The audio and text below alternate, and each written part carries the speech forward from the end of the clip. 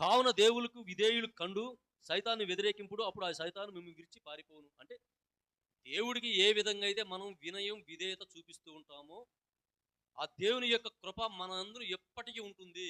తద్వారా సైతాను యొక్క చేష్టలు, అంటే దెయ్యమే కాదు, దయ్యానికి సంబంధించిన పనులు, చెడు క్రియలు గాని, దుష్ట క్రియలు గాని మనం చేయడానికి అవకాశం లేదు అని ఇక్కడ యాకోబు చెప్పిన మాటగా మనం ఇక్కడ అర్థం చేసుకోవాలి.